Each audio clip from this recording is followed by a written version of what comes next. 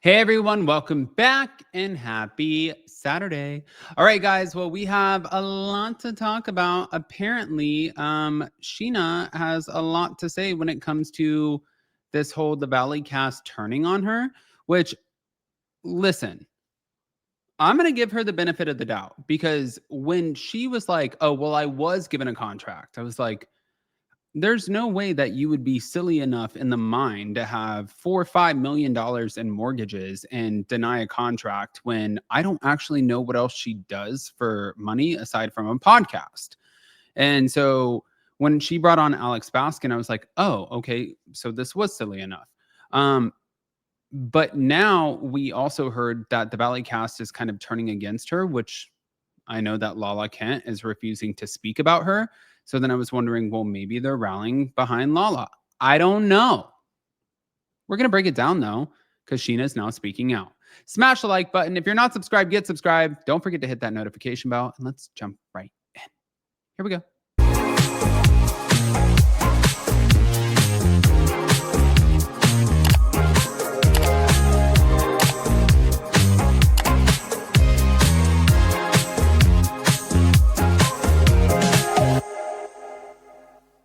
All right, guys. So the rumor was that the Valley cast was done with Sheena after some of the things that came out in her book, making them not feel safe. Because if she's willing to write about the Vanderpump Rules cast in her book, then why would she not be willing to write about the Valley cast in her next book, if in fact there is a next book? And so I kind of got where they were coming from, but then also adding Lala Kent into the mix, that made me think, well, Lala is not in a good place with her. Page 6 asked Lala about Sheena, and Sheena, like, Lala was like, I'm not speaking on this. But Scheana Shay responded to a lot of the claims that have been circulating about the cast of The Valley not wanting her on the show. And she also denied that she's done with Bravo. She said, I'm going to be at BravoCon next month. Now, Sheena and her husband, Brock,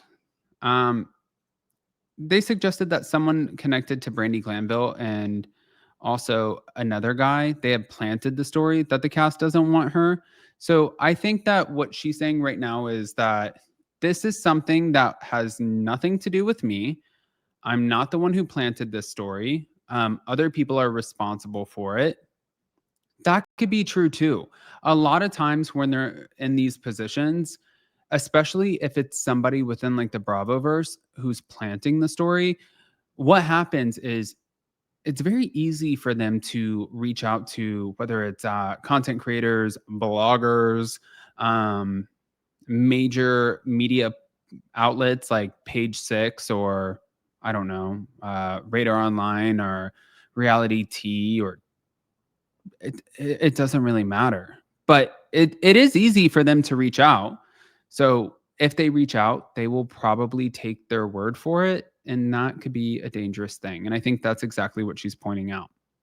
So the planted story also allegedly pointed to the fact that Sheena had slept with Brandy's ex-husband, Eddie, and that Sheena found time to badmouth this man named Earl.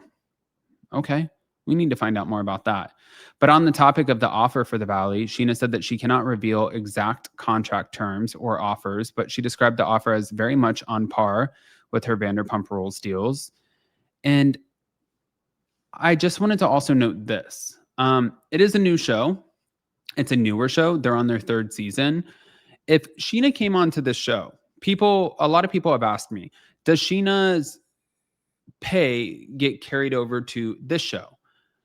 No, it doesn't. I don't know if they might give her like a little bit of a boost.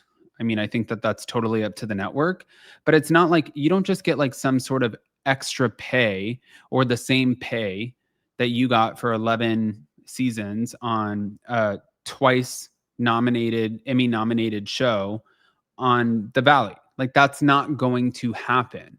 So I was kind of thinking that the deal might have been a little bit more lackluster, and that's probably why she was walking away from it.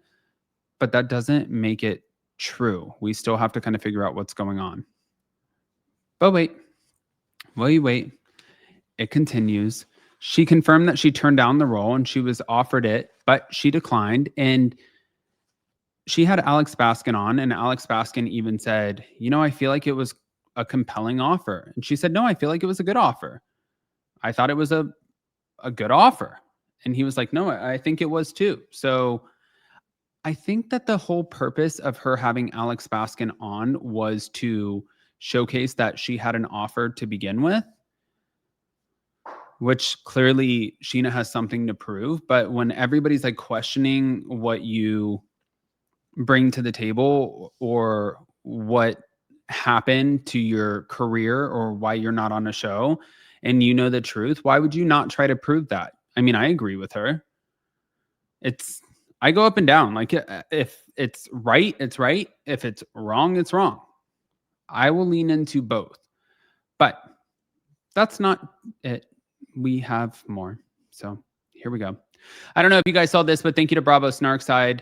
They said, okay, do you want to hear some good news? My friend was on a flight and Phaedra was on the flight too.